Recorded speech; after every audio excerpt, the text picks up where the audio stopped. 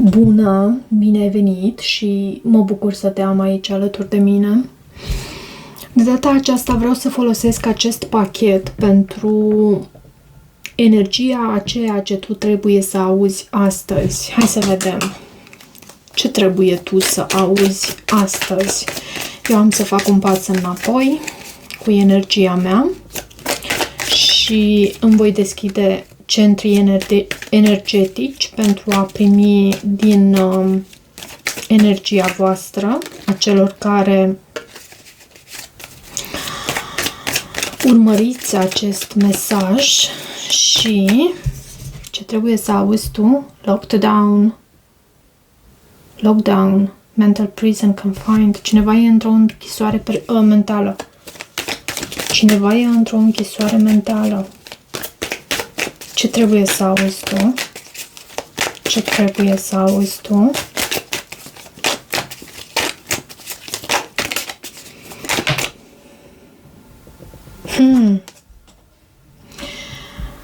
Iubire necondiționată, autentică, certă.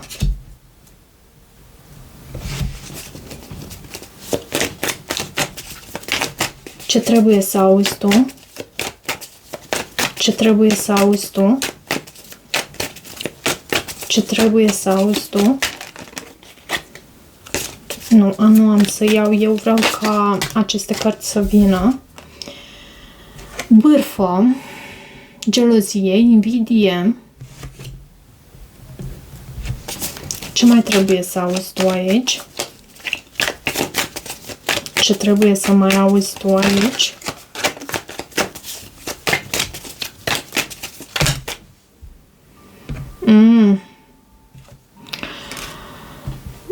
Discarding, throwing out, a arunca, a te debarasa de ceva anume.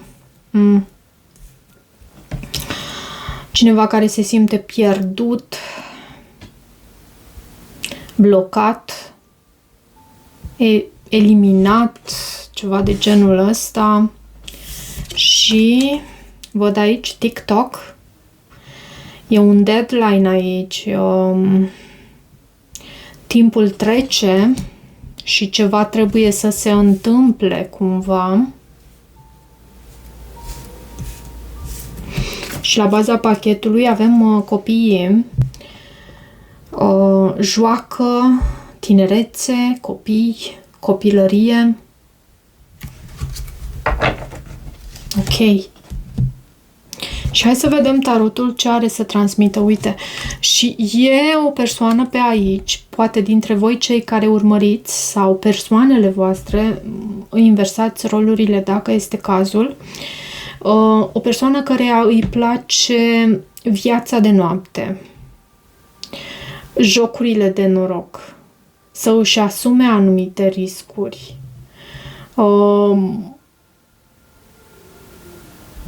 ceva de genul ăsta. Hai să vedem ce este cu această închisoare mentală. 6 de monede. 6 de monede de foarte multe ori vorbește despre... Da, este o carte a reciprocității, dar în cazul de față, pentru că am văzut aceste energii deja pe masă, îmi vorbește despre faptul că mai există cineva aici. Cineva oferă celor doi cerșetori, această persoană favorizată de univers oferă celor doi cerșetori.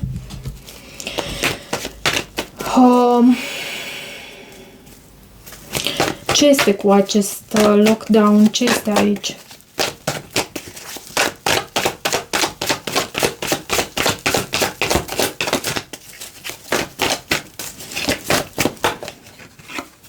Cinci de bâte și regele de bâte.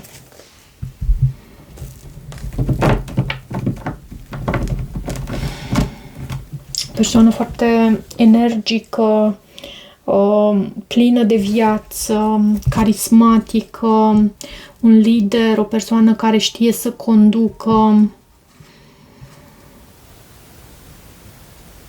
Această persoană, acum mi se transmite, această persoană poate a fost,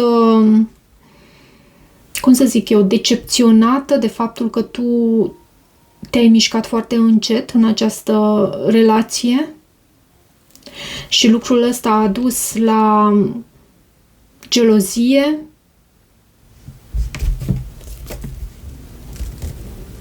pentru că regele de bute de multe ori poate fi și posesiv. Ce este cu acest 5 de bute? Mai dăm o carte, hai să ne asigurăm. Ce este cu acest 5 de bute? Ce este aici?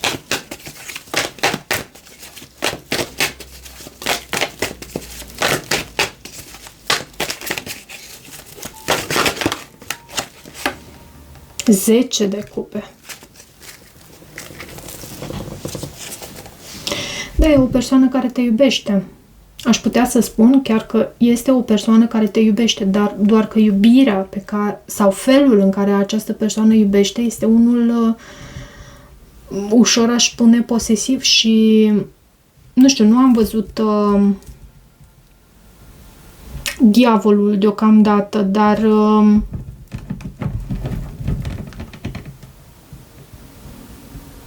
avem această energie de aici și blocaj. Ce este cu această carte? Iubire necondiționată. Ce este cu această carte? 8 de cupe. Cineva a plecat, cineva s-a detașat de această iubire necondiționată. Fie tu, fie cealaltă persoană. Este poate și o distanță aici între tine și această persoană. Ce este cu această iubire necondiționată? Ce este cu această iubire necondiționată? Da, cineva a plecat. Avem 7-7 și turnul este tot 7, nu? E 16 adunat? Da. 777. Jackpotul. Cineva a prins jackpotul și s-a detașat de el.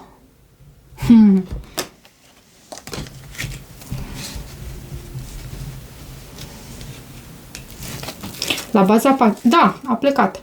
O persoană care s-a detașat a plecat. Poate un rac este implicat aici. Da, există iubire necondiționată, doar că... Și de ce? De ce? Ce s-a întâmplat aici? De ce? Hai să vedem. Cineva e izbucnit iarăși, îmi vine să spun. Da, ceva s-a încheiat. Voi nu sunteți împreună. Între tine și această persoană pentru care tu ai iubire necondiționată și la rândul său această persoană are iubire necondiționată, voi nu sunteți împreună. De ce? De ce? Hai să văd. De ce mai întâi? De ce nu sunteți voi împreună? De ce nu sunteți voi împreună? De ce nu sunteți voi împreună? De ce s-a plecat din această conexiune? De ce?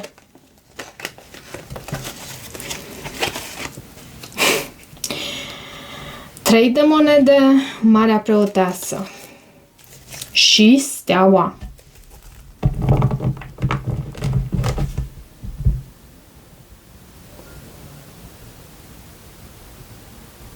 Mai existat cineva?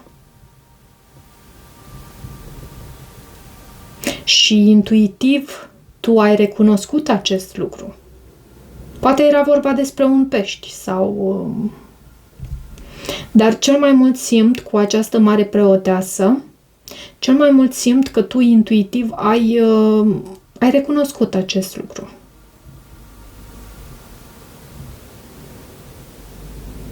Și vedem acum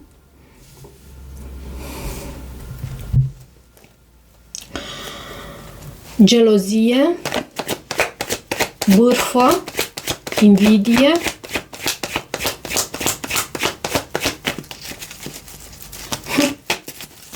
hai să vedem. 3 de bâte, asul de monede, 10 de monede, poate chiar oameni din familia ta vorbesc acum despre faptul că tu ai plecat, despre faptul că tu ai întors spatele acestei oferte,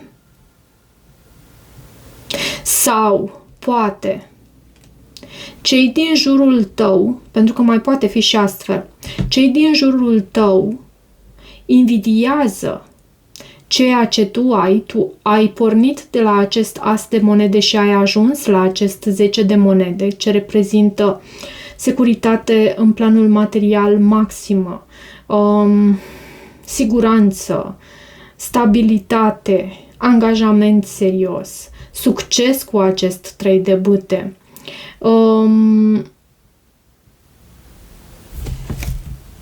Da, succes.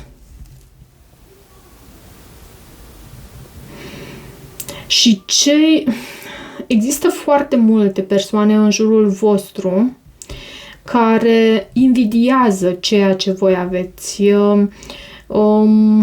Sunt geloase, bârfesc, ar da orice să aducă pată asupra a ceea ce tu ai construit până acum. Da, sunt astfel de persoane care ar... Bine, nu trebuie să le dai din energia ta, e clar, dar sunt persoane care ar spune chiar și minciuni doar pentru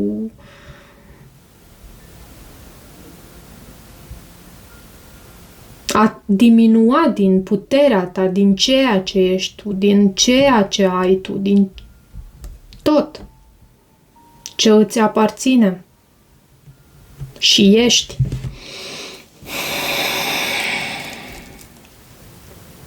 Și de ce acest trash? De ce acest card aici? Throwing out. A arunca, a te debarasa de ceva anume. De ce acest card aici? Poate că este mesajul universului, precum că, așa cum spuneam mai înainte, nu este deloc bine ca tu să oferi acestor persoane din energia ta, din atenția ta. Continuă pe drumul tău. Încearcă să... Știu că nu e ușor atunci, mai ales când simți energia din jurul tău, când ești conectat la intuiția ta și chiar simți ce se întâmplă în jurul tău, simți stările celor din jur, simți gândurile celor din jur, le simți. Când te întâlnești cu o persoană care nu are cele mai bune intenții față de tine, simți prin atitudinea sa că e ceva ce tu poate nu reușești să pui punctul exact pe ei, dar simți că e ceva acolo. Prin faptul că îți zâmbește, dar poate că zâmbetul acelei persoane e unul fals, prin fapt, multe sunt. Hai să vedem de ce această debarasare,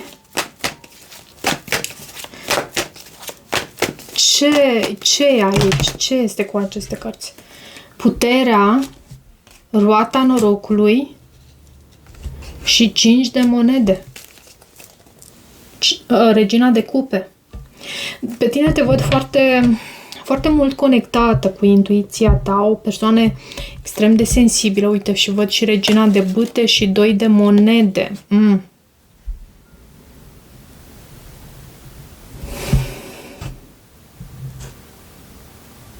Posibil să existe mai multe energii feminine aici.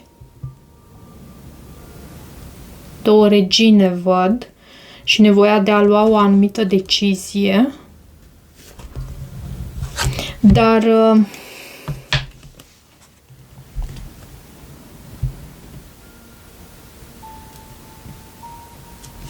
mai dă-mi o carte. Ce este aici?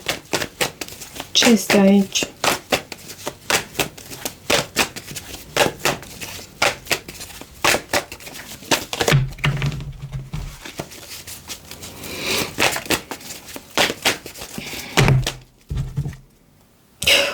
Diavolul. Diavolul aici și diavolul. Poate fi un Capricorn aici. 8 de bute. Magicianul, manipulare, clar, în felul în care comunică această persoană sau anumite persoane din jurul tău la care tu trebuie să fii atentă și tu simți lucrurile astea, le simți. Pajul de monede, steaua, pajul de bute, din nou faetonul, 3 de cupe, temperanța, au venit foarte multe cărți, temperanța și justiția.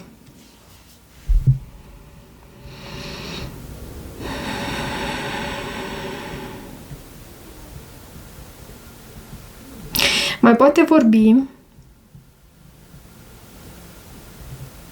și de fapt aceste energii mie îmi vorbesc și de faptul că tu ai fost ghidată cumva de divinitate cu acest card, puterea, roata norocului, să înfrânezi din a-ți oferi atenția ta anumitor situații, persoane, cred eu persoane cu acest 8 de bâte, magicianul, anumitor persoane care aduceau toxicitate în viața ta sau aduc toxicitate în viața ta și universul te ghidează în așa fel încât tu să te îndepărtezi, să te vindeci, bineînțeles, poate și un vărsător, săgetător, rac, balanță, gemeni, fecioară, capricorn, leu sunt implicate pe aici, astfel de semne zodiacale. Dar ai încredere că universul te ghidează în direcția cea mai bună pentru tine, chiar dacă îți este greu, inițial și chiar și pe parcurs, pe măsură ce tu parcurgi acest drum, e ca o noapte neagră a sufletului, e ca un vid pe care tu îl traversezi, un râu pe care tu îl traversezi pentru a ajunge pe acel mal în care lucrurile să fie liniștite, să ai parte de iubire, să ai parte de ceea ce tu îți dorești, de liniștea și calmul necesar. Liniștea și calmul sufletesc necesar. Ok. Hai că cumva asta văd aici. Și văd că sunt oameni, așa ziși prieteni,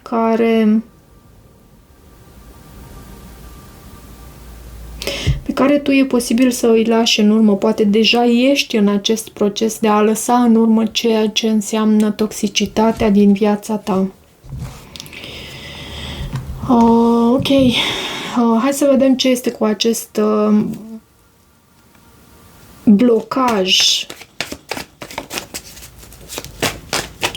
Ce este cu acest card? Blocaj, cineva se simte lăsat în urmă, posibil ceilalți, pe care tu îi lași în urmă, acele persoane pentru care tu îți înfrânezi din dorința de a le oferi din atenția ta.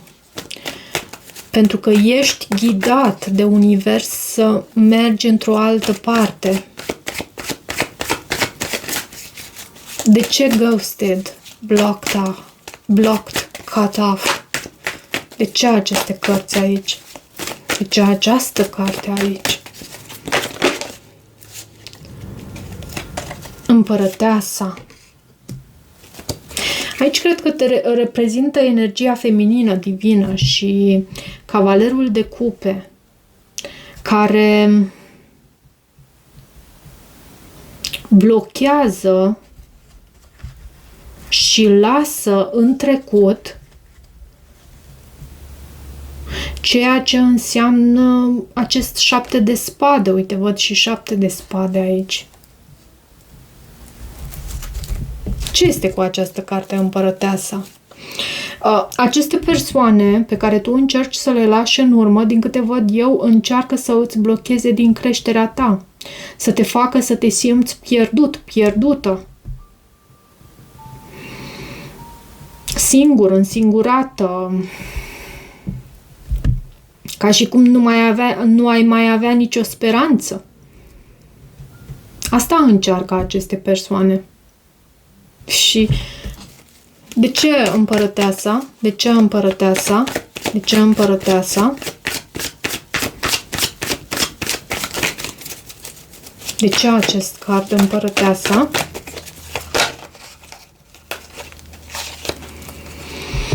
Iar și-au venit foarte multe cărți.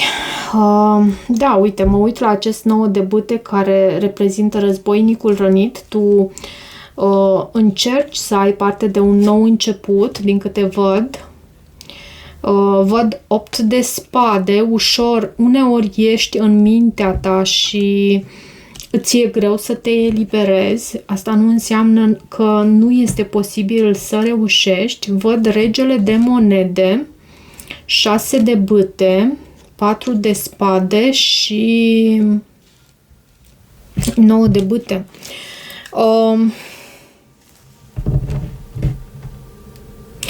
Știi cum zic aici? E foarte important pentru tine să nu divulgi celor din jur următorul tău pas.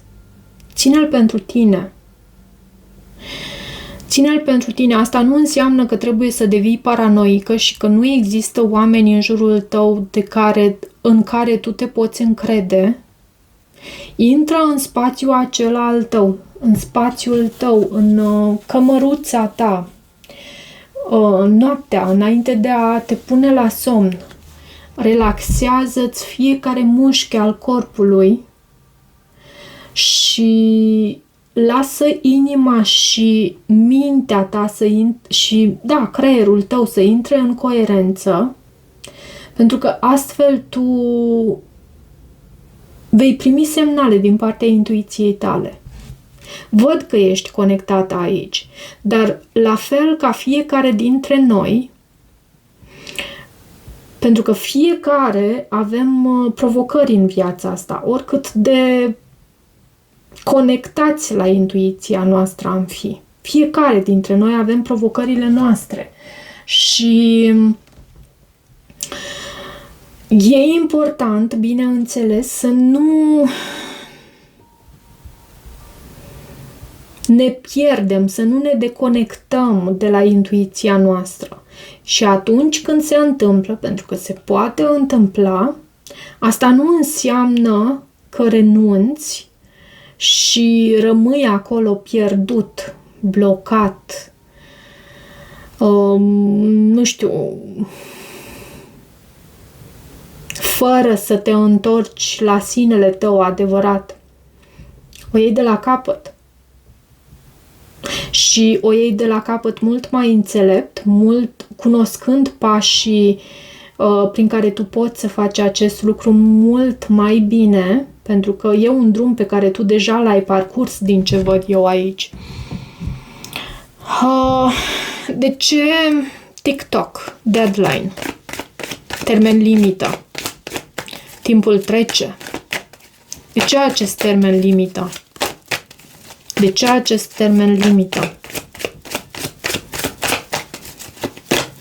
De ce acest termen limită? A venit regina de monede și eremitul.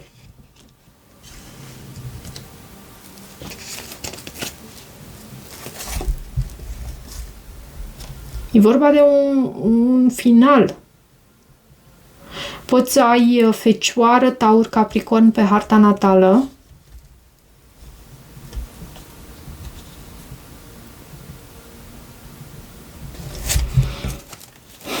E ca un termen limită aici. Și ce este cu acest termen limită și regina de monede? Poate în ceea ce privește banii tăi, finanțele tale, și a venit 6 de spade. Și 5 de cupe.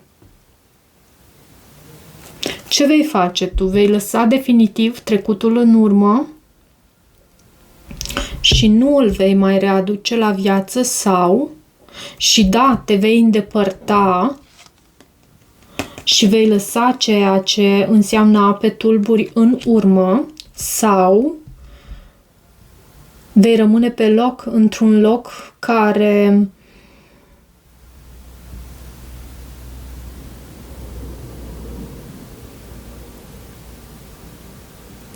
e mult mai toxic decât era înainte și în același timp într-o perioadă în care tu ești ghidată să pleci aici. Am scos foarte multe cărți pe masă.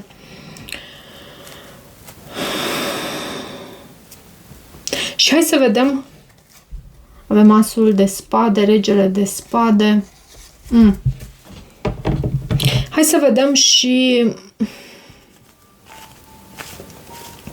sfatul pentru tine. Mai am un pachetel mic de cărți în mână și vreau să văd care e sfatul pentru tine aici. Regina de cupe și 7 de spade. Să nu uiți să iubești. Și uite, avem și împăratul, scuze. Împăratul a rămas la sfârșit și avem împăratul și împărăteasa pe masă. Dar regina de cupe și 7 de spade mie îmi transmit aici în sfatul pentru tine că e important pentru tine să îți vezi propriul interes și nu la modul acela perfid, nu într-un mod din acela perfid, cât să vezi ce e mai bine pentru tine și chiar dacă îți e greu, fă acel lucru. Mergi în acea direcție. Fă acel pas care e posibil să trebuiască să îl faci, așa cum mai spuneam eu, cu genunchii tremurând. Pentru că tu ești această regină de cupe și ai nevoie de protecție.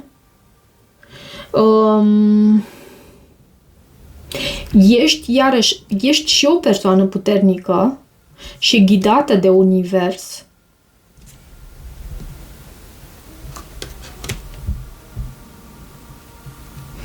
Și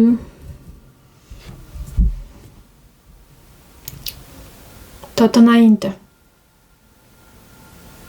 Cam asta văd aici. Tot înainte. Da, dragilor, cam atât cu această citire. Am să o las așa și am să o public. Așa cum am spus ieri, trebuiau să apară și videoclipurile pentru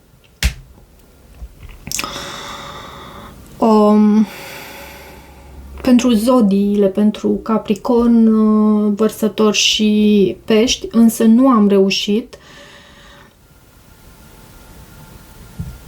Nu a fost ca o promisiune. Sunt sigură că voi reveni și la zodii. Sunt sigură de acest aspect. Doar că mi-a fost o perioadă în care am încercat să mă liniștesc eu și să văd în ce direcție ar trebui să merg. Toate bune și vă mulțumesc!